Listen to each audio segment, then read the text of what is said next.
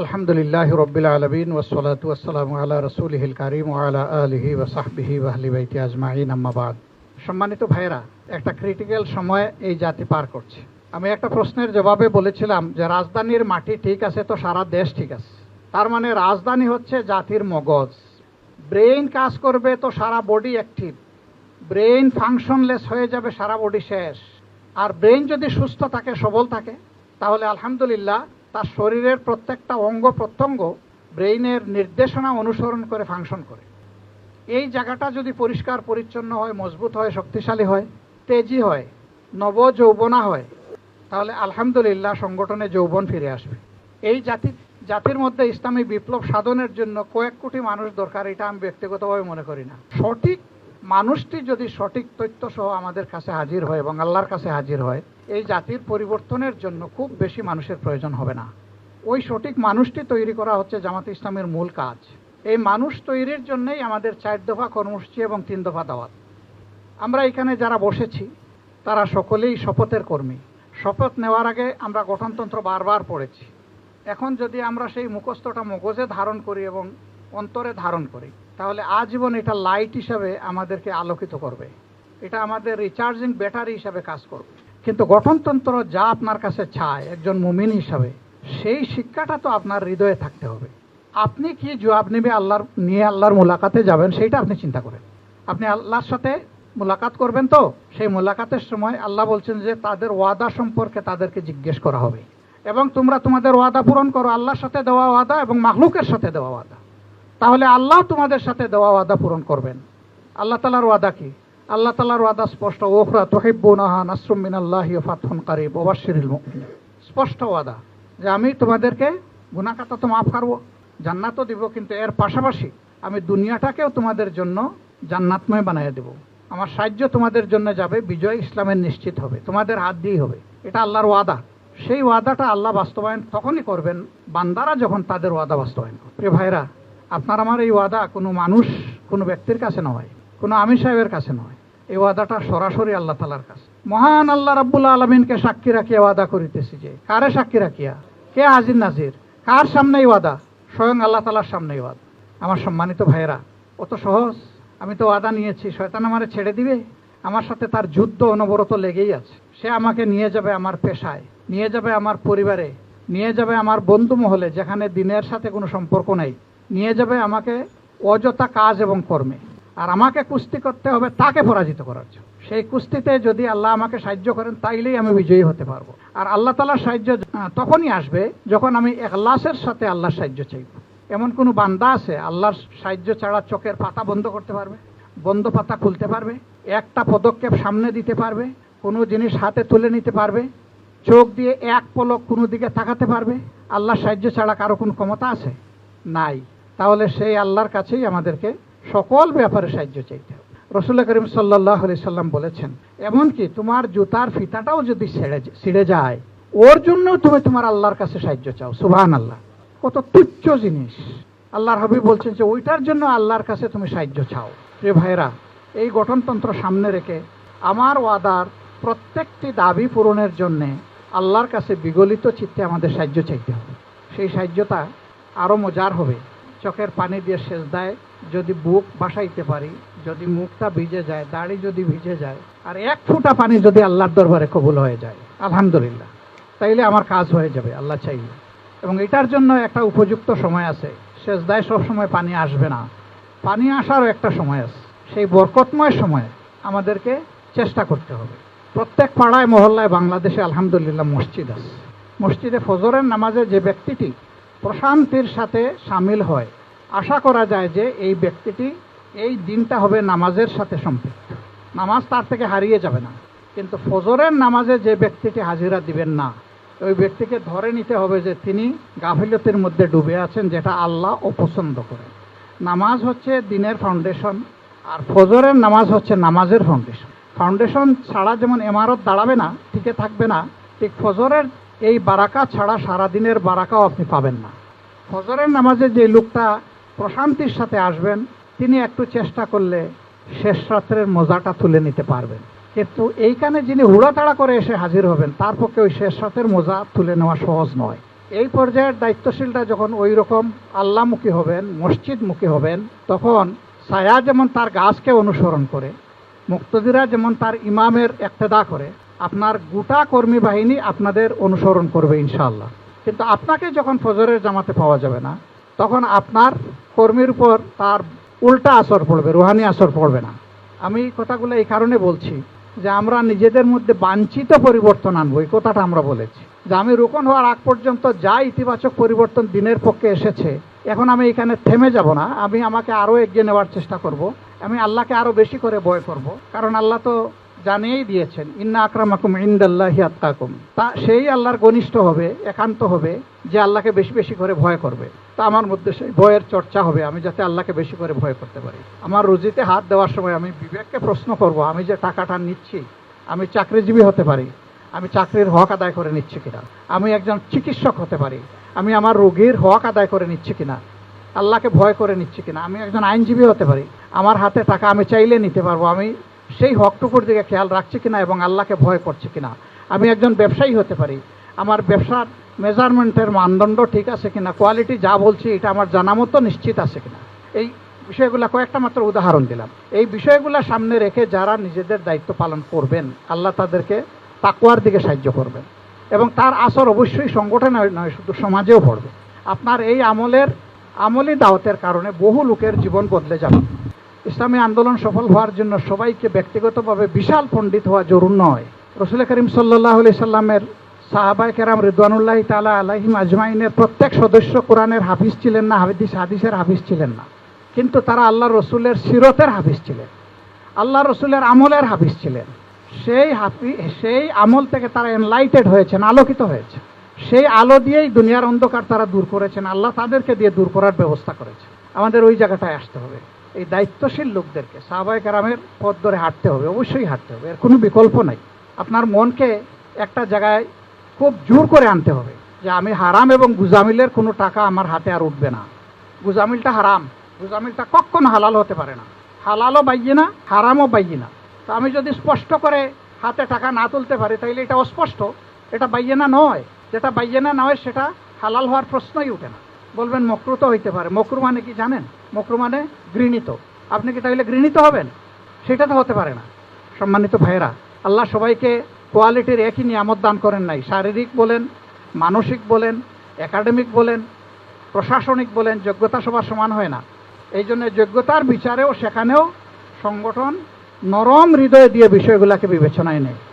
সংগঠন শুধু ইনসাফ নয়, এহসানও করার পক্ষে ক্ষেত্র বিশেষে। এই সবগুলা নিয়েই হবে একটা মানবিক সংগঠন।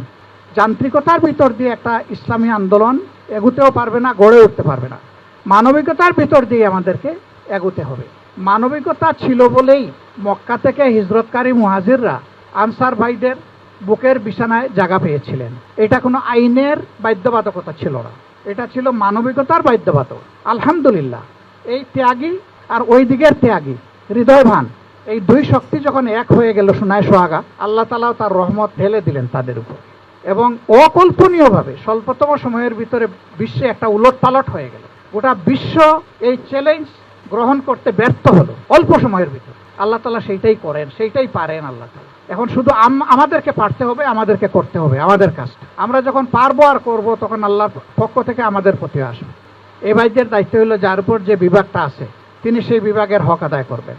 এটা মিটিং বলেন, রিপোর্ট বলেন, সকল কাজের ক্ষেত্রে আমাদেরকে ভারসাম্য রক্ষা করে চলতে যদি আমরা পারি, এর মাঝেই আল্লাহ তাআলার বারাকা আসবে ইনশাআল্লাহ। কারণ আল্লাহ তাআলা মুমিনদের জন্য ভারসাম্যহীন জীবন চান না।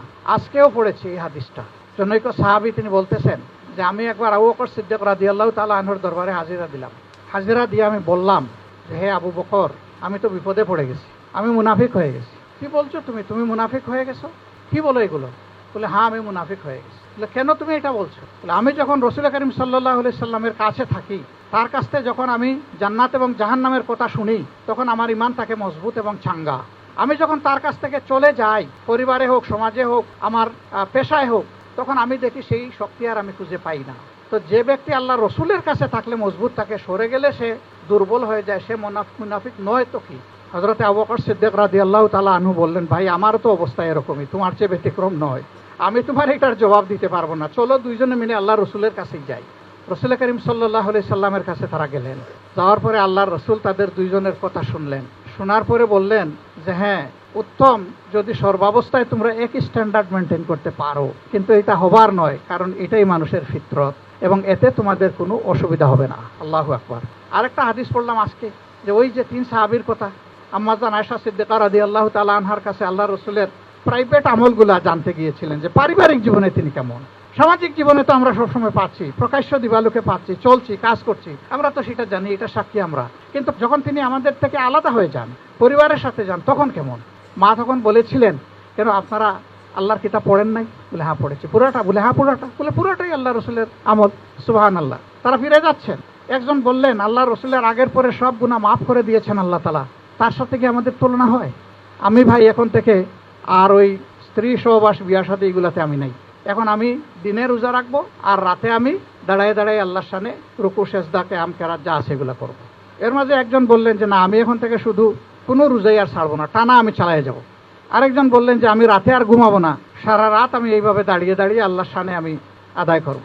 আম্মাজানের কানে এগুলো এসেছে। রাসূল করিম সাল্লাল্লাহু আলাইহি সাল্লাম আসার পরে তিনি এই কথাগুলো তাকে জানালেন, যে সাহাবীরা এরকম বললে কি এটা বাড়াবাড়ি হবে? তিনি তাদেরকে ডাকলেন, ডেকে বললেন যে এই কথাগুলো তোমরা কি বলেছো? বলে হ্যাঁ আমরা বলেছি। রাসূলের সাহাবীরা তো আর মিথ্যা বলবেন না, যে আমরা বলেছি। তখন তিনি বললেন যে দেখো, আমি তোমাদের সবার চাইতে আল্লাহকে বেশি ভয় করি। আমি রোজা রাখি এবং ভাঙ্গি, আমি রাতে ঘুমাই এবং ইবাদত করি, এবং আমার স্ত্রীগণ রয়েছে। সুতরাং আমাকে অ্যাকসেপ্ট করার চেষ্টা করবা না, এটা জীবনেও পারবা না। আমার ইত্তেবা করো, আমার অনুসরণ করো, এটাই হচ্ছে হাসান তরিকা, এর বাইরে কোনো হাসান তরিকা নাই। সম্মানিত ভাইয়েরা, কি চমৎকার ভারসাম্যপূর্ণ সব কিছুতে আল্লাহ তাআলা এরকম ভারসাম্য মেনটেন করে দিয়েছেন। দেখেন, শরীরের প্রত্যেকটা অঙ্গ দুটা দুটা করে আল্লাহ পয়দা করে। হয়তো এর আগে খেয়াল করেন নাই, চোখ 2টা, নাকের 2 ছিদ্র, ব্রেইনের 2 লোব, মানে ব্রেন থেকে শুরু করে, মাথা থেকে শুরু করে পায়ের পাতা পর্যন্ত, পা পর্যন্ত দেখবেন সবগুলা 2টা 2টা জোড়ায় জোড়ায় আল্লাহ পয়দা করেছেন। কেন?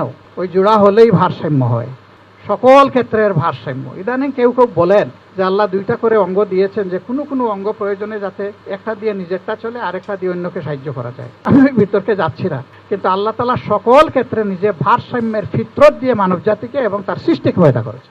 সেই ভারসাম্যে কোনো ধরনের তারতম্য ঘটলেই দুনিয়ায় বিপর্যয় অনিবার্য। এটা পারিবারিক জীবনে হোক আর এটা রাষ্ট্রীয় জীবনে হোক।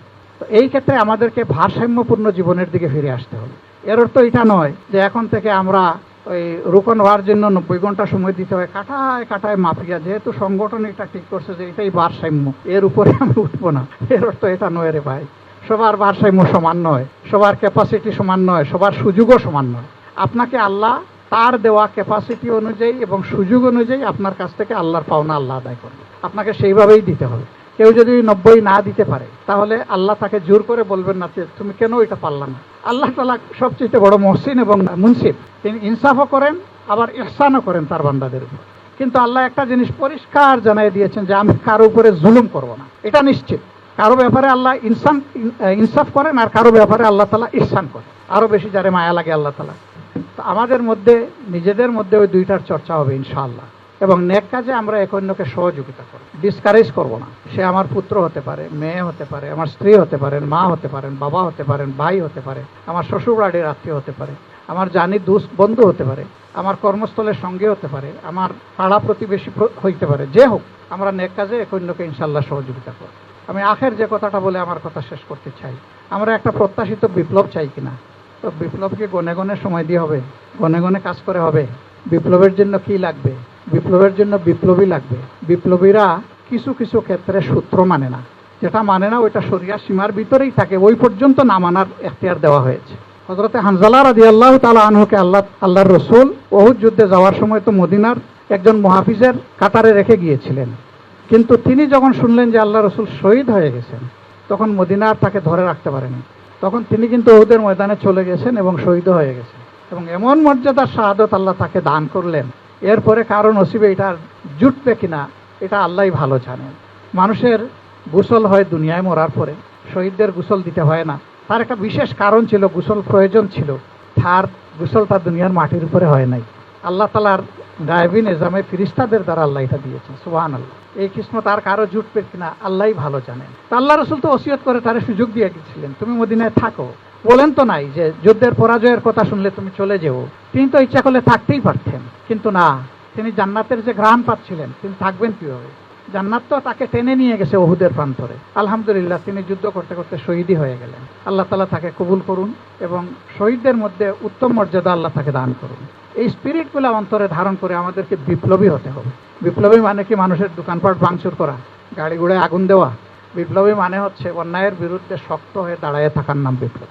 যদি কোনো জায়গায় অন্যায়ভাবে আমাদের বৈধ অধিকারের উপরে হস্তক্ষেপ করে, এমনকি গুলি চালায়, দায়িত্ব হবে ওখানে যিনি মূল প্রধান ব্যক্তি, তিনি চিৎকার দিয়ে বলবেন, গুলি যদি করতে হয় আমার বুকে করো, আমার কর্মীদেরকে গুলি করবো না। প্রথমে বলবেন গুলি বন্ধ করো, আমরা শান্তিপূর্ণ উপায়ে আমাদের কর্মসূচি বাস্তবায়ন করছি। কর্মীদেরকে বলবেন যে যেখানে আছেন দাঁড়ায় থাকেন, আর এরপরে যদি ওরা গুলি চালাতে চায় বলবেন যে আমার বুকে চালাও। যখন প্রধান দায়িত্বশীল এই আহ্বান জানাবেন, ওদের শুধু হাত না, ওদের কলিজা কেঁপে উঠবে ইনশাআল্লাহ। আর কর্মীরাও যদি দাঁড়ায় যায় তাহলে পায়ের তলার মাটিও ওদের সরে যাবে। আমি একটা উদাহরণ দিলাম মাত্র। ওহুদের প্রান্তরে রাসূল করিম সাল্লাল্লাহু আলাইহি ওয়াসাল্লাম একসময় একা হয়ে গেলেন। একা, কাফেররা খুব নিকটে চলে আসলো। একজন কুখ্যাত কাফের তার তীর ধনুক সীমানার ভিতরে পেয়ে গেল, এখন একটু পরে সে তলোয়ারের সীমানার ভিতরে পেয়ে যাবে। আল্লাহর এক বান্দি হযরতে নুসাইবা রাদিয়াল্লাহু তাআলা আনহা, শত্রুর অস্ত্র আর রসুলের বক্ষ এর মাঝখানে তিনি দেওয়াল হয়ে গেলেন এবং তিনি তার উপর অস্ত্রগুলা লুফে নিলেন। সম্মানিত ভাইয়েরা, আমরা বিশ্বাস করি আমাদের দায়িত্বশীলদের প্রতি আমাদের কর্মীদের মায়া, মহব্বত, আনুগত্যের কোনো কমতি নাই, কিন্তু দায়িত্বশীলদেরকে এই মর্যাদার জায়গাটার মর্যাদা করতে হবে। এই মর্যাদাপূর্ণ জায়গার সম্মান দায়িত্বশীলদেরকে রাখতে হবে। যে দায়িত্বশীল এটা রাখতে পারবেন না, তিনি তার নিজের এবং সংগঠনের ক্ষতির জন্য যথেষ্ট।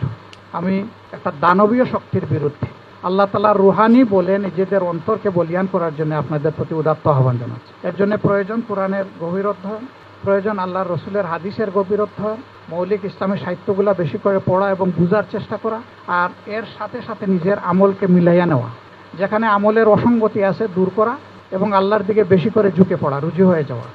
ইনশাআল্লাহ এই জাতির মুক্তি আসবে। এই জাতির হয়তোবা প্রসব বেদনা বেশি দূরে নয়, হয়তো খুব নিকটে। প্রসব বেদনা খুব কষ্টের জানি, আল্লাহ যেন সেই কষ্টের জন্য আমাদেরকে তৈরিও করেন এবং সহ্য করার তৌফিকও আমাদেরকে দান করেন।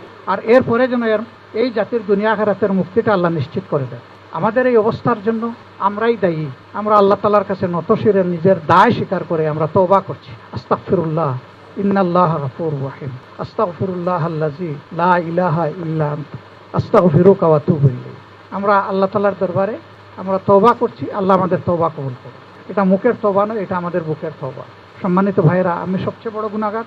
আমি বিশ্বাস করি আমার প্রতিটি ভাইয়ের নেক আমল আমার চেয়ে ভালো এবং আল্লাহর সে আমার চেয়ে প্রিয়। আমার জন্য বুক ভরে আপনারা দোয়া করবেন, অসঙ্গত কোনো কাজ যেন আমি না করি। আর যদি কিছু আমার ভুলের জন্য, দুর্বলতার জন্য হয়ে যায়, আল্লাহ যেন সাথে সাথে আমাকে সংশোধনের ব্যবস্থা করেন।